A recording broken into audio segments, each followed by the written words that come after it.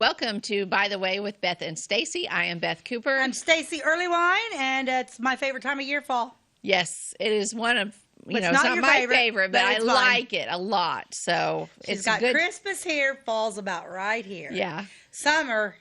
I'm not going to lie. I've been Oh, yeah. listening to Christmas music.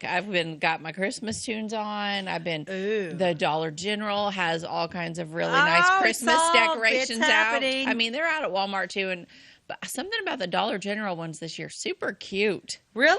Yes. I love Dollar General. Dollar General's taken their whole store up a notch in my book. Like they didn't used to have all this cute stuff. No, they didn't. But And it's now they do. adorable. They changed something, and it's good. I love Dollar General. Mm-hmm. It's one of my faves. Mm-hmm.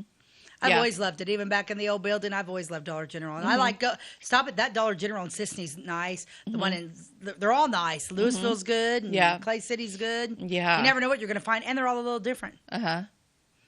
Yep. Good Yeah, job, they're Dollar not General. always the same. No. Yeah, that's for sure. Yeah. So what'd So- you do this weekend? Well, this weekend I did something that I had been putting off for a really long time, and I did it, and I'm so glad I did it. And you know what it is? Cleaned up my closet. It took me the entire day. I have a big walk-in closet, and I like clothes, and I've been several different sizes over the past few years.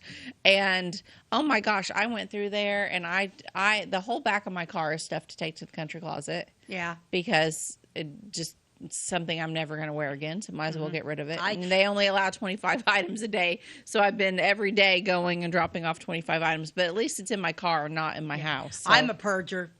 Yeah, I did the purged. other day. I didn't purge like you did, but like I do, I took a whole full loaded laundry basket down to Jackie's Hidden Treasures. Yes. JoJo and I did yesterday or Monday, and I'm a purger. I go in there, I'm like, nope, that don't work. Nope, don't like that. Don't like that. I'll throw it. If they've got, I went through because I have stuff that I stained for work, and I've just pitched it all. Yeah. Yeah, I threw away a bunch of stuff. Oh, it makes you feel good. Oh, yeah. My closet is so clean, and like all my shoes are nicely arranged.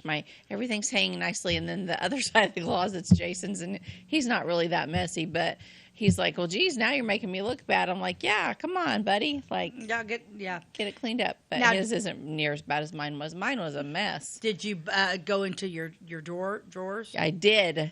Oh, that's where it gets me down. Cleaned out my drawers, Man, threw a that bunch can of stuff be- away. That can be tough. Yeah, that's a lot of. Jim has got a ton of T-shirts. I took and had a T-shirt quilt made for him one time because when he did all that river to river stuff. Yeah. And it's like, okay, but I'm like, you've got to clean out your T-shirts drawers. It's just he gets them all the time. Every little thing. Here's a T-shirt. Like, no. Yeah, no, we took a ton of T-shirts to Country Closet, and I do have a box set aside for a T-shirt quilt, but we only save the T-shirts that we really liked or that had meaning to us or we wanted to remember. Some of them, like especially kids at school and stuff, they get so many T-shirts, and some of them don't really have any meaning to you, and it's just something you participated in for a day, and you're never gonna care about it again. I know that sounds kind of harsh, but it's like That's true, So those though. T-shirts they go to Country Closet. Well, I've got a bunch of Connor stuff, like when Connor was a football player, but he played for 4 years at Greenville, and I've got a ton, and that because it's like mandatory. Well, not really mandatory. Well, probably mandatory. But like when you're on those teams, like if you're on the football team, pretty much anytime you're on when you're on campus, you wear different T-shirts. So like we have all that. It's like, what am I going to do with all that? Because I don't want to throw it away. Right. Because I've got Connor's jersey from high school. I got it from Greenville, and I got when he played for the Missouri Cyclones. A semi-pro team for a little bit, and I've got all those jerseys. I got his helmets; they're cool. But it's like, what do I do with all those Make T-shirts? them into a T-shirt quilt. Yeah, well, I know, but like people say that's a pain in the butt, a T-shirt quilt. Yeah, I know a lady that would do a really good job. It's not me. Yeah, It's not. I love to quilt, but I do not like to make T-shirt quilts. I can give you some names. Yeah, because I got a quilt that I made for Jim with all them river to rivers that he used to run in, and he loves that river. So I had a T-shirt quilt. Angie Freeman made that for me, but she was like, "Oh, don't ask me again," because I guess it's slippery, but it's difficult. Yeah, it's a little harder to work with, and it's not my cup of tea. But some quilters don't mind it, and they just can crank them out, so it's worth it. Well, for I need them. to know because I would do that for Connor and throw in some of the foot, but then Mac, and then they've even got all I've kept a lot of their high school T-shirts because I just can't. I'm sentimental. It's hard for me to throw a lot of stuff. Well, that organize type of thing. them into bags. This one's Connor's high school. This one's Connor's football. This is whatever. And then I'll get you some names and get them out of your house. I'll get them out of there because then that would, leave up some room. Yeah. And then, Absolutely. So that's kind of, okay. Okay. So that's what you did? You cleaned out? I cleaned and you were exhausted? Yes, I cleaned all day long, and I went and bought a new vacuum because my vacuum had been working but not working great for a while. And even though I cleaned it out and did all the things, I'm like, this one's just, I think it's seen better days. And we do have carpeting in our bedrooms and in the living room. And so I went and bought a new vacuum, and I vacuumed.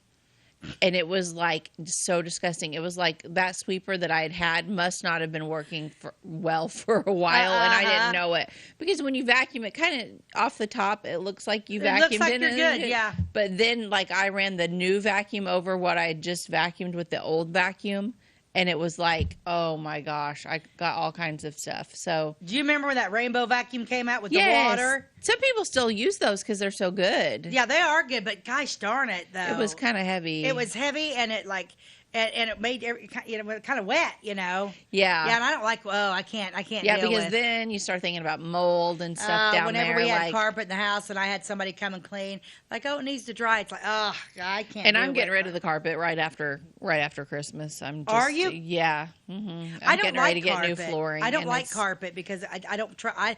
And then people are like, now I'm just going to warn you. If you go with whatever you go with, it's not going to be carpet anymore. You're not. I'm a barefoot person, but when you walk around barefoot on your hardwood floors, it'll kill you. Yeah, no, so make sure you got some I wear my flip-flops. shoes all the time because I have to have support. Yeah, but yeah. I don't have an ounce of carpet in my house anywhere. It's all original hardwood floors or. Well, part of our house isn't carpeted. Yeah. There's laminate in there, but I'm getting rid of it too because I hate the laminate. I haven't fully decided, but I think I'm going with vinyl plank flooring redo the whole kitchen and laundry room area. And who's doing it? Do you have somebody yet? Mm-hmm. Otherwise Yeah, I it's going to do. be 10 years from now. No, I have a guy, good. Tom. Okay, good. Mm-hmm. Yeah. So anyway, in my upstairs bedroom years ago, we put like that bamboo flooring in. Yeah, I love that. If I were to build a new house, bamboo flooring would be in the entire thing. Really? It's hard. It's beautiful. It comes in 1,000 different colors. I love that. My upstairs bedroom, I love it better than any flooring. Even the original floors that are original. That bamboo floor is amazing. I haven't even looked at bamboo flooring. I'll have to pull that up. You might want to check out a little bamboo before you make a decision. Okay. It doesn't scratch or anything? Mm-mm. No? No, it's pretty amazing. Okay. It's hard. Okay. And it's not real super expensive. Okay. Okay, so you got an ad for us? I have an ad. Okay, I have an ad. This is so cute. This came out of this 1947 Look magazine. I kind of got a little shadow on there. I didn't realize I did. But how a fruit cocktail, for your pocket. And it is Lifesavers candy. So I knew that Lifesavers had been around for a while, but I didn't realize how long that while was. I mean, yeah, because what? This is 1947. Does that say only 5 cents? Only 5 cents. Wow. Yeah, I love Lifesavers. Let me find the ad here. Wonder why they call them Lifesavers. Because they save your life whenever you need a little bit of a sugar. Is that what? Is that? I don't know. Did you just make I just made that up on the fly. Because the hole in the middle. Oh, Abby, you're so smart. Really? It's because there's a hole in the middle, and so if you get choked, you can still breathe. Get out of town. I was wondering about that. That makes sense. Clever. Pretty clever indeed. So, of course, I can't because it's an find... unusual name for a fruit cocktail in your pocket. When I was a kid, I loved those things. I love that bowl. And I love that doily that it's on. I love the bowl with the ice and then the bowl on top with your fruit. And I couldn't even, like, to this day, like, when I see a stoplight, I always think of Lifesavers. You got your green Lifesaver, your orangish yellow one, and your red one. And they really do, like, they look just like it. But that ad did say... How nice to know that these 5 luscious flavors are yours to enjoy in each pack of Lifesavers. So dandy, so handy. Any place, anytime. You can have yummy orange and lemon and lime and tempting wild cherry, swell pineapple too. All in a pocket-sized package for you. But yeah, thought that was super That's cute. that's a really neat ad. I love the ads from back then. Yeah, that's So pretty cool. this whole book, this Look magazine. We're going to talk about yeah, that we're today, going aren't to talk we? about it because it is amazing. I've never heard of Look magazine. I haven't either, but it was a good magazine. Like I read it cover to cover, and Really? yeah, and it covers everything. I love that front cover. Yeah, the front cover. I don't know. Do we have a minute? Yeah, we got it. We got a minute. You can look at the front cover. This is which is obviously coming off, and so is the back cover. So I would like to find a way to help put it back together. I might need to get some tape from the library, but yeah, look, I like it. Look magazine. Well, we're going to take a commercial break, and you're going to show us some fun things. I'm going to talk about some of the articles and stuff in here. So we'll be back. At your locally owned Napa Auto Parts stores in Flora and Louisville, you can count on experts to have the solutions to keep you running on the road or in the field.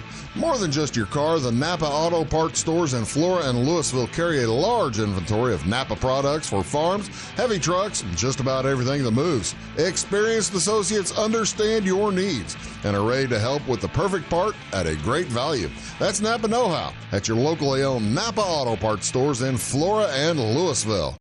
Briscoe Surplus Sales on the northeast edge of Flora is your one-stop do-it-all shop. Looking for rugged boots and footwear from great brands like Lacrosse, Rocky, and Carolina? They're there. How about top-notch small engine parts and service? Briscoe Surplus Sales has it. Whether you're wiring your switches or switching your wiring, Briscoe Surplus Sales has the solution and the know-how to help you get the job done right the first time. Briscoe Surplus Sales, your one-stop do-it-all shop. We like technology at Flora Savings Bank. Here's what you can accomplish in our mobile banking app in less than 30 seconds. See account balances in your transactions, set up an account alert, make a transfer between accounts, get an alert text message about your transfer, pay a bill, turn your debit card off and then back on. It all happens in the palm of your hand with our free My Bank to Go app. Search My Bank to Go in the App Store or Google Play and give mobile banking a try. Flora Savings Bank, member FDIC and equal housing lender. Welcome back to By the Way with Beth and Stacey. Today I'm going to be talking about Look magazine, which some people may remember. I had never heard of it. Stacey had never heard of it. She's currently looking to buy some on eBay because this magazine is fantastic. It covers it's political. Okay. It covers a lot of political things that were going on at the time, which are eerily similar in ways to what our country is dealing with now in the world. It is entertainment. It covers a lot of movies and actors and actresses and models. It is it's got puzzles in it.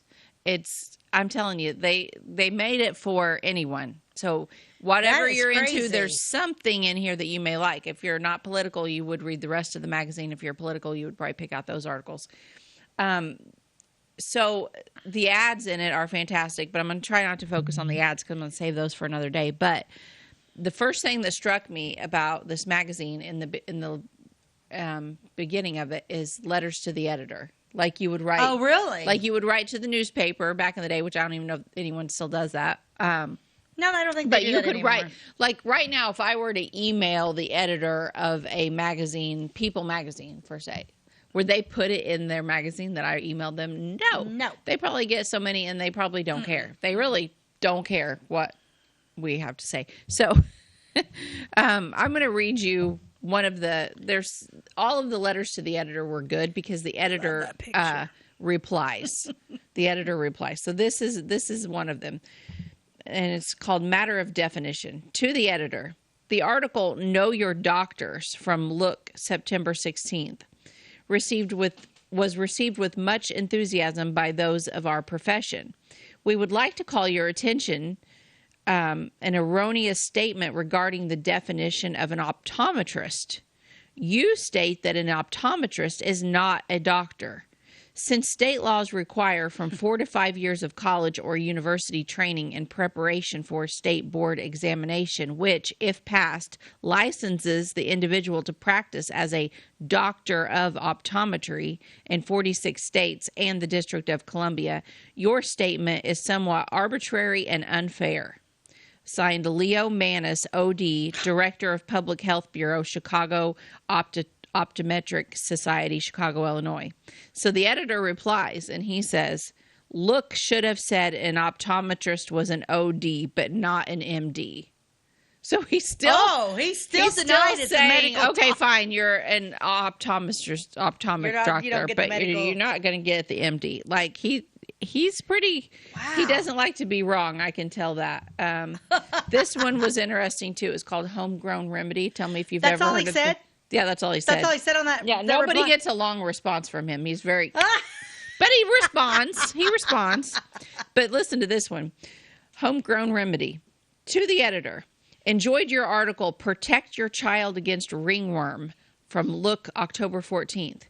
Very much. But I have an even better remedy. It is called Axe Juice. You just get a small piece of cloth and burn on an axe or hatchet until you see a greasy juice form. When enough is there, you take the juice off and smear it on the infected area. Do not wash, but repeat a couple of days later. It is guaranteed. Mrs. B.F., West Palm Beach, Florida. Well, want to hear the editor's reply? I do want to hear the editor's reply. Yes, question mark. Yes, but we still prefer X-ray for our ringworm. Ed. Okay, so I don't have the copy, the previous copy that this article was in, but apparently in 1947 they were saying the best way to deal with ringworm was an X-ray, which if you know anything about ringworm's on top of the skin. It's on top of the skin, and it is it's a parasite. It's actually I think it's a. Ty, you might Google that because it's not a virus, but it's not. I think it's a I got scars from ringworm on my right knee. Yeah, but it's not really a worm. It's not worm. It's not a worm. Fungal. Yeah, fungal. It's a fungi. It's fungal a infection. And by her saying you take the axe juice and smear it on there, well, then you got it on your fingers. Then you gotta hear it. Then you gotta hear it. Like you're spreading that ringworm. Yeah, I'm like, oh, Mrs. BF. I'm not sure about your axe juice, but you know what? Maybe she should be Mrs. BS. She should be. She should be something. Okay, so let me keep going. They have cartoons in here. I don't know, but I love that one picture. Oh, yeah. There's so many great pictures in here. But I'm going to skip. There's a few things. Okay. So this one. This was actually like sort of a Meet the People. It was a advertisement of sorts for Pan Am Airlines. Okay. But instead they're showing little pictures of people that are their customers. And they're telling you a little bit about them and why they fly Pan Am and why they're flying overseas. Okay. So Look asks this of passengers flying to or from Europe aboard Pan American Clippers. Finds most travel on business. But this one caught my eye. She's a lady probably in her 30s. It looks like she's leaning back, almost like she's reclined in a seat. I don't know if it's on the plane or if she's in bed. I'm not sure. But her name is Mrs. Margaret Ali. And I should mention that she is very American looking. Sacramento, California. She says, I'm returning to the States because my husband and 2 babies were killed by Hindus. Oh. He was a Muslim, but a U.S. citizen. The mob got him anyway. That's all she said. That's what she said. And I'm like, what? And they published that. Yeah. The mob got him. Uh-huh. Yeah, but then there were others. They were just like school principal Jafari Hussain from Pakistan. I'm going to the U.S. to study education administration. Our country is sending hundreds of students to America for technical or agricultural work. Nice, smart looking guy. I mean, all of these are, the other one was a reverend. They're all like, he's flying to England to help war orphans. They all have these nice stories. And then hers was like, the mob got him anyway. The mob got him. Whoa. Okay, so this receipt was in the magazine, and this is from Country Pleasures in 1988. This Look magazine cost $4. There was 20 cents tax on it for a total of $4.20. I think Rena Thomas bought this. I think I think that is where this came from. But anyway. Is that a cleaner right there? These ads are killing me. I cannot wait to see this. I know you want to get your hands on it. I'm just wondering why Don Thomas gave it to you and not me. Well, I think it was one of those things. He had a pile of stuff, and he's like, "This is stuff that they don't want." Okay, so this was an article here that went on for 3 or 4 pages, and it was called "Conquest of a Mountain," and it was a very interesting article. I'm not going to read the whole thing, but it's about 12 men and a woman scale Mount McKinley, world's coldest peak, to map the area, test clothing and cameras, and set up a research station. Okay, so for what?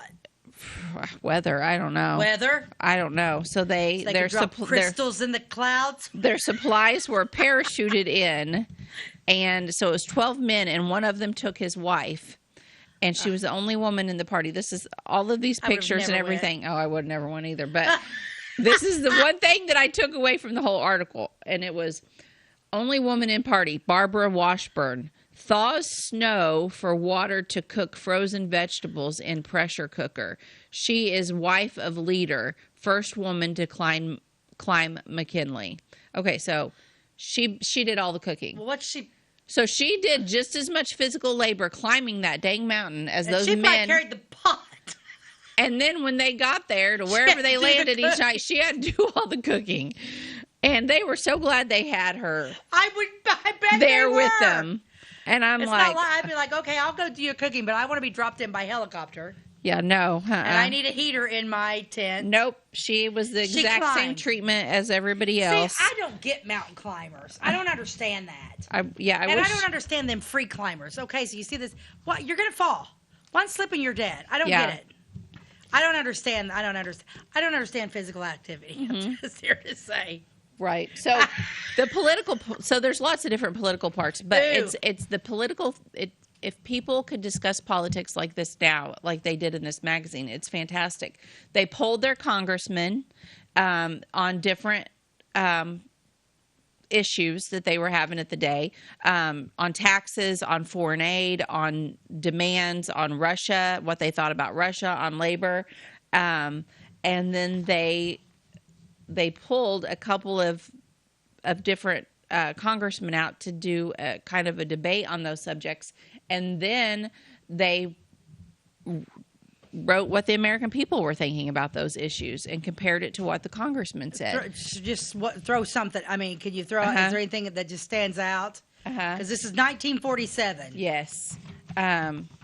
It would, yeah. Well, I can't. This is on Russia. Many Americans, these congressmen believe, think that this country should get tougher in the future with the Soviet Union.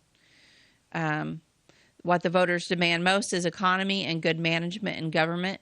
Then come lower prices, lower taxes, and finally peace. On foreign aid, the congressmen report that the public will consent reluctantly to foreign aid if it is wisely spent and if Europe gives full cooperation. I don't believe the public's being asked anymore about about foreign aid. Yeah, they're sending a lot of foreign aid without even wanting to know what the public thinks. Anyway, not to get too political on today, but I will just say that it was very well written, very well. This is the people's side. This is the congressman's side. This is the middle point. Like what can we do? Then there's a whole another article, and these are long articles. It's called "So You Went to Europe." Okay, so this is post World War II, and this is Americans that traveled over to Europe and what they were reporting when they came back, because probably a lot of Americans don't really realize, and I truly didn't have a firm grasp on it either until I read this magazine, of how bad things were in Europe after World War II. Like, they had a lot of rebuilding to do, and their economy was terrible, and food was still rationed after the war. They were in a real crisis over there, and I believe that was part of the debate on foreign aid. Like, how much money do we send them? And then there were people saying, why aren't they working? Get their butts to work. They've gotten lazy. They just want to sit around and take everyone's aid. There was that whole debate going on, which mirrored a little bit about what's going on today. But this little sidebar in this article caught my eye, and it said, "What an English housewife can buy." So this is post-World War II English, over in Europe, English housewives, what they can buy. The rules bear down severely on the English housewife. Each week, she is allowed 20 cents worth of meat for each member of her family. Her prices are lower than ours, but this still permits her only about 3 pounds of low-grade meat a week for a family of 4. Let that sink in. If you have a family of 4, could you get by with 3 pounds of meat? I mean, there's no fast food. There's no going out. Nothing, It's every meal, 3 meals a day are going to be made from this. There is a ration of 1 egg a week, but she can seldom buy 1. Wow. Where are all the chickens? They're gone. The rest of a week's ration, theoretically, at least, includes bacon, 2 ounces per person. I don't know how much you've weighed bacon, but that might be one strip, maybe. Yeah, maybe. Cheese, 2 ounces. Okay, I go through bags of shredded cheese a week. I use them in my recipes. Sugar, 10 ounces. Tea, 2 ounces. Jams or preserves, 4 ounces.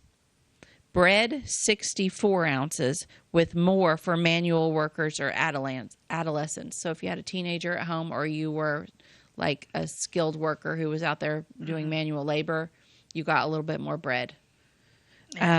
Unreal. Butter, 2 ounces, plus 4 ounces of margarine and 1 ounce of cooking fat. That won't go far when you're cooking all these meals. Milk, 2.5 pints, with more for children, pregnant women, and the sick. And soap, 3 to 4 ounce tablets every 4 weeks. 3 4-ounce tablets every 4 weeks. So once a month, you get 3 tablets of soap. And then you look at these pictures and you think, why were these people dirty? Why were they so thin? The war was over. This is why. Yeah. And I think probably English history over there, they call it English history, or what they call it, British history, I don't know. They probably know more about how bad things got over there after the war than it did here. Absolutely. It sounds a lot worse there than it was here. Okay. That is it's very interesting. And history does repeat itself. Just saying. Yeah. Just saying. It does. Okay, so I found my ad for next week because that one's amazing. Oh, yeah. Some of these ads, are the colors in them are awesome, too. Okay, so let's see. Which one was I going to do next? There are so many good stories. Things in here. Yeah, okay. This was fashion. Of course. So it does hit fashion, too. It talks about fashion, and what was going on at that time was today's young ladies wear ballerina dancing dresses. The rustle of changeable taffeta makes the ballerina dress highly flirtatious. Ooh. Well, on that flirtatious note, time for a commercial break, and then let's come back to that to talk a little bit more about that ballerina outfit. I'm intrigued. Okay, we'll be back. If you're looking for a loan for your brand new home, call Clay County State Bank. If you want to transfer money so your future will look sunny, call Clay County State Bank. We got checking and savings and bill pay too. An online banking, just ask our crew. For all your banking needs, we think you will agree. Clay County State Bank is the place you need to be. Clay County State Bank. At Clay City Banking Company, we're all on the same team, regardless of zip code.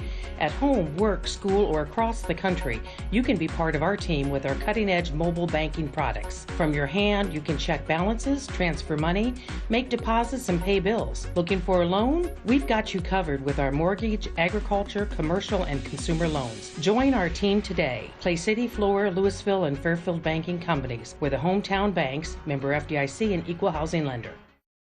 Tomorrow. Some fear the uncertainty it brings. Some trust the promise it holds. At Grinnell Mutual, we are always looking forward to tomorrow, growing and innovating. So even if the plans you have for the future aren't the same as the plans that the future holds for you, you can be ready.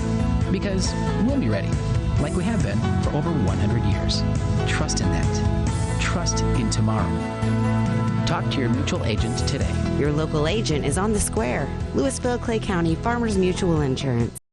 Welcome back to By the Way with Beth and Stacey. I'm discussing a Look magazine from 1947 that is just full of nostalgic treasures and interesting articles. What's the month on that one? This has got to be Christmas. I was Because going to a lot of say, the ads I are see a lot of the Christmas. Christmassy ads. It's December the 9th, 1947. And I believe this was maybe a weekly magazine. I don't think it was monthly. Okay, so I'm talking about ballerina dresses. And I was looking to see if Ty had that picture ready. So this was kind of what they're talking about is the new style. And they took a bunch of models to the Met Opera House to do this photo shoot.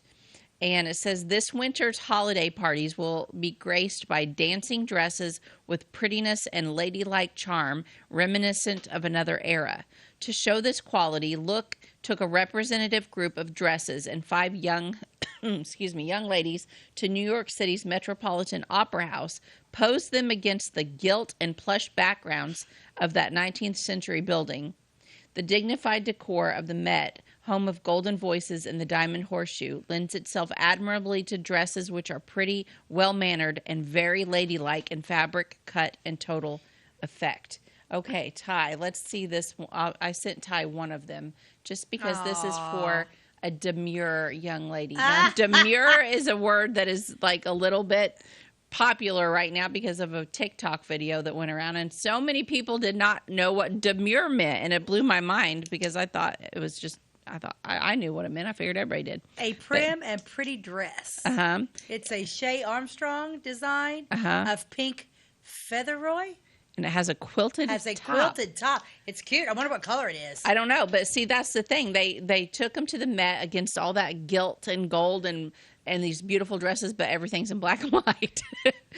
You know? So it's like, you kind of, like, if you're reading this in 1947, you're like, oh, I really admire that dress. I wonder what color it is. I mean, to me, that's just strange, but some of the ads are in color, but I like the way she's standing there. I love her little gloves. Yeah, her little bag. Yeah, demure. She's very demure. Demure. Yes. Okay.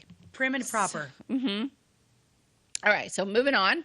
And then now we have another debate, and this is the question. I'm not going to go through this, but it's just interesting that they did this because I wish people would do it today, because now anytime you disagree with somebody, you're considered that you hate them or you are, against them in some way, when in fact a debate is just saying two different sides of a story. Absolutely. And it should be done with respect. This is very respectful, very well done. And the question was, should church property be taxed? Oh, yeah. Okay, I'm going to hold this up. I don't know how well, Abby, you don't probably need to zoom in on it too much, but you can kind of see that in the middle. Should church property be taxed? On the left, we have a reverend pastor who says yes. I've read it. He has good reasons why the way the Constitution was set up, that maybe yes, we should. Then on the right, then you have another pastor who weighs in. He says no, it shouldn't, and here's his reasons why. Both men were very articulate. Thank you, Abby. Very smart. And it was very well said and respectful to the person on the other side. I want to read that. I want to take a picture of that and read that. I'll let you have this after. Okay, because I want to read that. That is because that's always a discussion that comes up. Yes. People will say yes. Well, most of the people say yes is people that don't go to church. But that's, you got both men of these men were pastors. One was Catholic and one was Protestant. Not that matters, I don't think. But they both had reasons for Very and against. Yeah. So, did you read it? I read almost all of it, and it goes. Take? I could kind of see both sides, honestly. And prior to reading that, I was of the mind that no, churches don't need to pay taxes. But then when I read the guy's take on maybe why it should, I thought, when they say church, it makes sense. And like taxes, because churches are exempt from property taxes, correct? Yes. Like taxes, but like what the congregation gives. I think any kind of tax. Well, because I'd like to tax Joel Osteen. Yeah. No kidding. I'm kind of on the. Yeah. I kind of fall on the, maybe we should be taxed. Yeah. Maybe we should see how much you're giving away first, and if you're not giving anything away, tax. Yeah. That's interesting. It was very interesting, and further proof as to why back then people had problem solving and thinking skills, which I'm not saying nobody has those today. I think a lot of people do, but I think there's a lot of people in our world today that don't have any ability to think through an issue or to see either side of it. They are just believe whatever they are fed first. Well, I think a lot and there's no critical thinking. The critical thinking skills are gone. And everything for a lot of people. Everything is on emotion. Yeah. One of my favorite sayings is facts don't care about your feelings. Yeah. You know, and everybody back then, they're going on, okay, this is what I think of it, you know, and now it's just like, oh, that hurts my feelings. So now everything's emotion, all about emotion. Yes. And that doesn't work. No, it doesn't. Okay, so moving on, then there was a feature on teenage stars. Okay. Some of them I had not heard of. Is that Liz? Elizabeth Taylor was one of them. She was a teenage star at the time. The others were Anne Blythe, Jane Powell, and Vanessa Brown.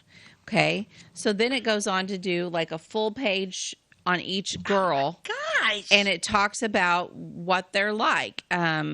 It talks about, it gives their stats. She's 15 years, Elizabeth Taylor was 15 years old, okay? She weighed 109 pounds. She was 5'3.5". She had dark brown hair, blue eyes, and she was born in London, England, which I did not know. I didn't know she was. I'll read about her real quick because this is what everyone knows. Elizabeth's a beauty and a star horsewoman. One of the most beautiful of Hollywood's young actresses is violet-eyed Elizabeth Taylor. In Cynthia, above, she repeats her life with father success as a decorative teenager. In real life, she has been much more like her National Velvet role, a tomboy whose main interest is horses and animals. Daughter of a Beverly Hills art dealer and a former actress, Elizabeth was born in England, came to California 8 years ago, probably right before the war, wouldn't you say? She had seen only 3 movies in all her life, had no idea of an acting career, but when MGM was searching for a little English girl to play in Lassie Come Home, friends suggested Elizabeth. I took a test along with about 20 other little girls. I wasn't even a little scared, and when I got out there and did my scene with the camera grinding and all the enormous lights, it was the most thrilling moment of my life. I knew I'd never be able to give it up. MGM felt the same way and signed Elizabeth to a 7-year contract. After parts in White Cliffs of Dover and Jane Eyre, she tried out for National Velvet. Turned down because she was so little and frail looking, she went home and exercised, trained for jumping and steeplechasing for hours on end. At the end of 3 months, she had grown 3 inches, went back and got the part. My favorite. Her menagerie of 3 horses, 3 dogs, 3 cats, 1 bird, and a chipmunk has a rival now, dating. Elizabeth is growing up. Wow, that is so cute. I had no idea about her. Yeah, I don't know the other girls either, but they sound the all other one, amazing. Jane Powell. I've heard of Jane Powell. Yeah, she was super cute. Yeah. Yeah. She was from Portland, Oregon. She weighed 98 pounds. She was 5'1", had brown hair, blue eyes, from Portland, Oregon. She was tiny. I didn't realize Jane Powell was so small. Yeah, and she was a singer, too. She was a soprano. Yeah. Oh, wow. So neat. Yes. Then there's this really cool spread on Burt Lancaster. And now, wait a minute. That's one of the... Didn't Elizabeth marry him twice? Oh, did she? I think Elizabeth Taylor married Burt Lancaster. They both made this copy of Look magazine because you can see Burt was into exercise and gymnastics. And so this is showcasing him doing some pretty fancy gymnast moves. He got some and fancy... they gave him 2 pages on his stunts. Wow. The screen tough guy who began in show business as a circus gymnast just demonstrates a difficult double bar trick for the magic eye camera. Oh, my. Okay. So this whole thing's good, but when you get to the back of the magazine, things kind of started to pick up a little bit because it kind of... No, Burt Lancaster was not one of Elizabeth Taylor's husbands. Oh, okay. Darn. I thought he was, but I'll figure it out here in a minute. Okay. So when you get to the back... There were more games and puzzles and quizzes. So there's sports quiz. So you could send in a sports quiz question and then give the answer. So why was Burt Metzger an unusual football player? Things like that. And people could try to figure it out. But I liked this one. It was called Travel Treasure Hunt. Okay, and it would give a picture of a vacation spot, and so it's showing a place that looks to me like probably Utah, and maybe it's Colorado. Then they give you clues. Clue 1: each year, thousands of travelers gape with wonder at the huge red rocks of all shapes and sizes scattered through it. Clue number 2: it is called a garden, though little grows there. The rest of its name suggests a pagan religion. Clue number 3: in a western state famous for its mountain scenery, it is near a long town known as a resort center. From it, you can see one of the most famous American mountains. Those are your clues, and then you have to figure it out. So it just makes your brain work. And then the clues are actually written upside down at the bottom, and that one was Garden of the Gods, Colorado Springs, Colorado. Yeah, we talked about Garden of the Gods in Colorado. The original. None of the rest are, none of them are real close to us, or I'd try to do one, but okay. Then they had maps. What's that over there? Is that a marriage? Yes. This is one thing I'm going to read, but I'm going to tell you about these maps first. Then they gave you maps of Europe and maps of South America that were not labeled, and you had to label them, which country was which. Most people in today's world, they have no idea there's countries that no one knows their geography. Like if I gave you a map of South America, could you tell me which country was which in all of them? No. Yeah. No. I could, but that's because I homeschooled in 1 year. I find we did a lot of fascinating. geography. Yeah, I like geography, but I don't. Me too. I'm not really. Okay, so this article was about Dolores Hope. Dolores Hope was married to Bob Hope. Yep. And she sounds like quite the woman. The woman beside the man, Mrs. Bob Hope. Like her husband, she has an exacting schedule. After 15 years as Mrs. Bob Hope, pretty Dolores Hope could write a book on home management. I have to be a bookkeeper, a nurse, a purchasing agent, and repairman, she says. While her busy husband dashes for the studio, the airport, or the golf course, Mrs. Hope supervises their rambling 15-room English farmhouse at Toluca Lake near Hollywood. The household includes 4 adopted children and a household staff of 6. Housekeeper, maid, nurse, cook, 2 gardeners.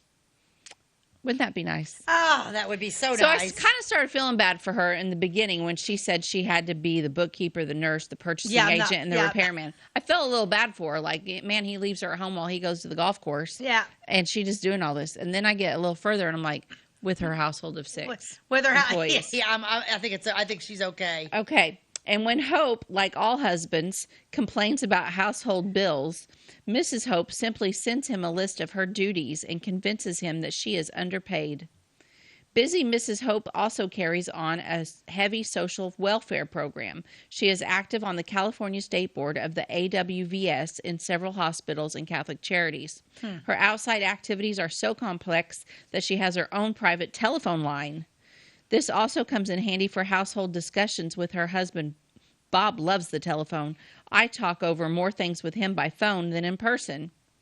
Mrs. Hope is also a busy mother. She hauls Linda, Tony back and forth to school, helps the nurse with the babies, Nora and Kelly, and she takes piano lessons twice a week with the older children. Since Linda and Tony are also learning French, both parents often study with them in order to understand what the children are talking about. Being the wife of a star, she finds it almost as expensive as stardom itself. She has to spend time and money on her wardrobe for public appearances. Oh, so sad. Usually wears Adrian suits. Blue-eyed, dark brown-haired Dolores Hope never intended to be a famous wife. As Dolores Reed, a New Yorker of Irish-Italian descent, she was doing very well as a cafe singer when she met Hope. They were married in 1932 and moved into a small apartment where Dolores had the job of keeping her husband's joke file in order. Today, though, she does not see his radio scripts in advance. Hope calls her up after each broadcast to get her verdict. Says Hope, she's a grand wife, a wonderful mother, my best advisor, and severest critic, and she deserves the Purple Heart. I always liked Bob Hope. Yeah, we need to take a commercial break here in a minute, but I did find out it was Richard Burton who was married to Elizabeth Taylor. She had 7 husbands. Okay. She was married, but she was married 8 times because she married Richard Burton twice. Okay. He was the Favorite? Cleopatra. Yeah, they met on the set of Cleopatra. Okay. Yeah, just a little heads up on Elizabeth All right. Taylor. Well, we'll be right back. Do you bowl like this? That's great. Do you bowl like this? That's great too. That's because whether you're a pro or you just want to have a lot of fun, at Pegel's Silver Dollar Lanes, we have a lane for you. We have galaxy bowling, gaming for kids and adults, Joe's Pizza, a full bar, darts, pool, and fresh and clean bowling shoes. Boy, does that smell nice. So come on down to Pegel Silver Dollar Lanes in Effingham, where we have a lane for you. My name is Robin Stanford. I own Stanford Marketing. It's a promotional products business along with an embroidery business. And we do custom hats, t-shirts, anything, you name it, we can make it. People like that we do stuff in-house and we can actually make things here and that we're not contracting the work out to other places. We never say no. We always try to find a way to do it. If anybody can do it, we can do it. We are hardworking women, that is for sure. Come to Stanford Marketing in Flora for all your custom and promotional needs. Give me order lumber. Doors, paint, windows, electrical, plumbing, and much more. Oh yeah, give me all your guns too. John Lucas, What? you better be dreaming about all the stuff we sell here at Zink Building Center. Oh, I would. Zink Building Center in Louisville on Route 45. It's a cool place. Welcome back to By the Way with Beth and Stacey. I'm going through an old Look magazine from 1947, and it's been fantastic. So this next thing is a puzzle at the back, and it was called Photo Crime, and it was a mystery. And they give you 4 pictures, and then you have to solve the crime. Okay? Ooh. 4 pictures and a little blurb underneath. Okay? So I'm going to show you the picture. I'm going to read what it says, and then at the end, we're going to see if Stacey can solve this crime. Yay! I have the answer to it on another page. Nice. Okay. So it's called Where There's a Will. Okay? First picture, Ty. Okay, this is your picture. It says Chicago General Hospital clinical record. Inspector Hannibal Cobb scans the nurse's chart. He sees that his old friend Dora Chubb died at 5:30 a.m. She was all right when I dropped in for a minute around 10:45 last night, Dr. Larson says. That's why I called you in. Cobb, did you give her any medicine? No, says Nurse Ruth Kohler. I did. About midnight. She fell asleep in a few minutes. Okay, that's clue number 1. Let's go to clue number 2. She's in bed. There we go. Cobb questions Ruth. Dora Chubb's nephew, Paul and Dr. Larson. I told Dora she'd recover when I saw her yesterday, Larson says, and I joked about her heirs, Paul and me, having to wait for her money. Paul and Ruth recall the conversation. She said she wanted to keep us from being rich and having Ruth marry one of us for money. Okay, next one. Cobb examines the bottle from which the nurse gave Dora medicine. What time is it, he asks. Ruth squints at the clock. I can't see, she says. I broke my glasses last night, just after the doctor left. Paul, it's 9:10. Cobb, were you alone with your aunt at any time last night? Paul hesitates and then says, yes, I dropped in to see her around 11:30. Okay, next clue. Clue number 4. Cobb proceeds with the questioning. Paul, you and Larson benefit from Dora's death. Both of you obviously love Ruth. Where are you going, Doctor? Larson. About my business. Cobb. Just a minute. I'm not sure, but I think this is murder. There'll be an autopsy, and you are being held for an investigation. Whom does he hold and why? Okay. So you got those 4 clues. Yep. And who do you think did it? Could it be the nephews who are going to get her money, or could it be the doctor, or could it be the nurse, or who? I think the nurse and the nephew want the money. So why wouldn't you break your glasses and then you just give her medicine? The nurse did it because she wasn't seeing what she's got. Okay. So I think the nurse did it because she's in love with one of the nephews, and then I can't remember which nephew it is, but then they're going to run off together. Stacey's good. Okay. She doesn't have to be a nurse anymore. Here's the answer. The photo crime solution. Cobb detained the nurse, Ruth Kohler. He suspected her because of a discrepancy which he discovered in her story. She said that she couldn't see the clock because she had broken her glasses shortly after the doctor left at 10:45 the previous evening. Yet Cobb saw that she had made a small, neat entry on the chart at 12:15 a.m. Therefore, he knew that she was lying about the time she broke her glasses and was undoubtedly in possession of guilty knowledge. Nurse Culler later admitted that she had fatally drugged Dora so that Dr. Larson would inherit the money, making it possible for him to marry her and start the research lab he wanted. She confessed that she deliberately broke her glasses after 12:15, thinking she could plead she had made an honest mistake in preparing the medicine. So she did it to run off with the doctor. Heck yeah, she did. Money, money, money. Money. Money. Heck yeah, she did. As soon as she looked guilty to me. Mm-hmm. She was like, oh, man, she I'm going did to look get guilty. caught. Okay, so wow, my favorite Christmas movie is... we talked about it last week. My favorite Christmas movie. You like the one with Whitney Houston. I know. You like the Bishop's Wife. Okay, guess what year it came out? 1947? 1947, and it is featured in this magazine. Unbeknownst to me, I got to the back of the magazine, and it was full of photos from my favorite movie. So, my favorite movie. Christmas movie. Favorite Christmas movie. My other favorite movie is Clue. But my favorite Christmas movie is The Bishop's Wife. Okay, so we have some pictures. I think I sent those. Did you get those, Ty, of The Bishop's Wife? Did I send those? No, you did not. Oh, I didn't send those. Boo! I wanted to see them. Okay, well, I'll just show you this big one. I can hold it up because it's a big picture. But I'm going to watch The Bishop's Wife. We might be able to zoom in on that one a little bit. Oh, yeah, she can get in on that one. Who is that? Cary Grant? That's Cary Grant. So cute. And Loretta Young. Yes. Whose real name was Gretchen Young. She changed it to Loretta Young, which I kind of like Gretchen. Why would you go from Gretchen to Loretta? I don't know.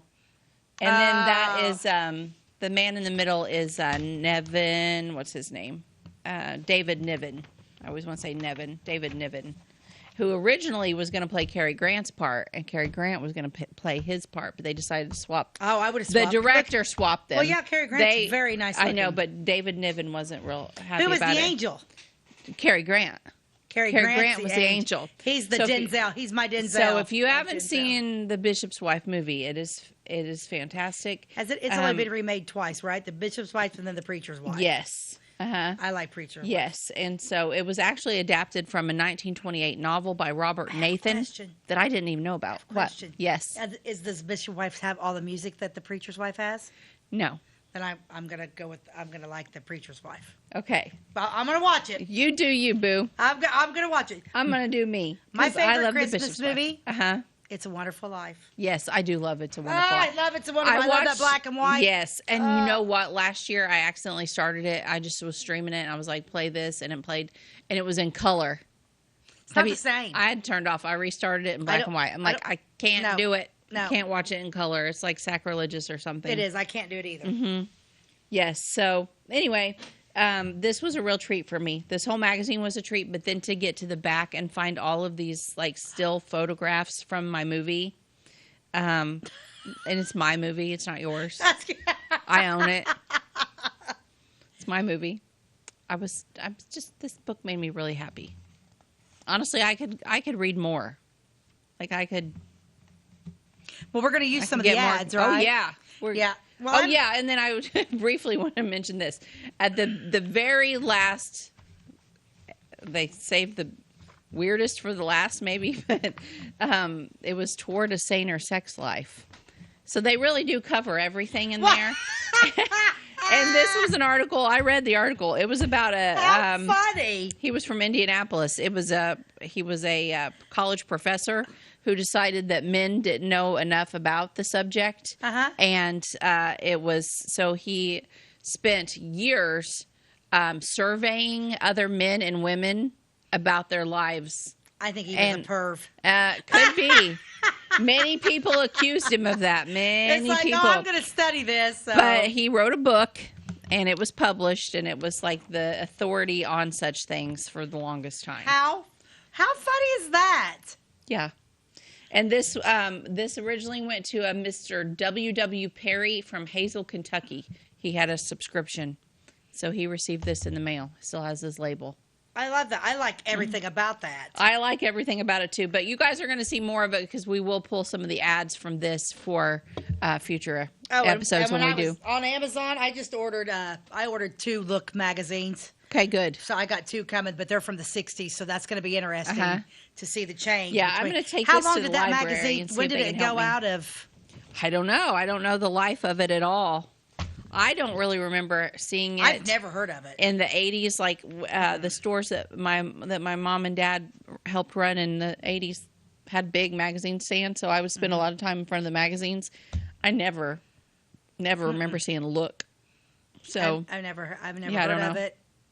Mm-mm. But anyway, Super very good neat, magazine. Well done. I wish they'd bring it back. Well, 1971 they stopped publishing it. They stopped publishing in 71. Thank you, 71. Ty. Yeah. Yep. So anyway, Maybe they need to bring it back because I like it all. I do too. But do people really buy magazines anymore? I picked one up the other day at Dollar General. They've I gotten love, so expensive. They've gotten so expensive, and I don't know. I picked one up the other day, and because I like looking at the pictures, like something about fall front porches and stuff like that. Yeah. Okay, so we always end the show with a deep thought by Jack Handy.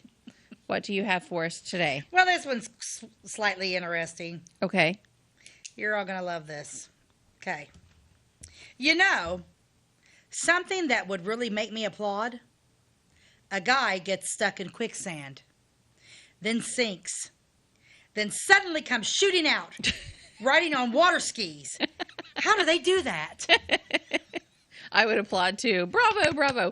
Which I always thought growing up as a kid in the 80s, total Gen Xer here, I really thought that quicksand was going to be an issue in my life. Like, I did, because You must be the end of Gen X, because I'm a Gen X. Yeah, I'm at the end of it. But I'm at the beginning. But at the, like, okay, so many movies we watched had quicksand in it. And there was always, like, all the movies, like, oh, there's a quicksand episode. I was terrified of quicksand. I mean, terrified. I thought growing up, like, man, when I get to be an adult, like, I'm going to have to really watch out for quicksand. Let me assure you, it has never been an issue. I'm safe. No, quicksand would be. Yeah. I don't understand it either. Yeah. It's just weird. It's like Yeah. a real, I don't know. Is there quicksand in America? I don't know. I don't know I don't think either. so. I don't know, like the marshy stuff, that thick mud. Yeah, but it's not like it's just going to keep pulling. You might get stuck in mud, but you're not going to just continue with the stink. Yeah, quicksand is a kind of. I need to shut up. The government will probably start manufacturing it. Then you. Florida and the Carolinas, There's some quicksand in Florida and the Carolinas, And according the to Ty. Carolinas? There we go. Utah, Mexico. What? Okay. Get out of town. It's not in Illinois. I think I'll just stay here. Yeah, I'm rethinking. Okay. I'm rethinking a lot of things anymore. Quicksand, hurricanes, forget North Carolina and Florida. I don't know. Crazy. Yeah. Well, that's it. If I was going to move somewhere, I'd move to Svalbard. You heard about Svalbard? It's an island in Norway where you're close to the North Pole.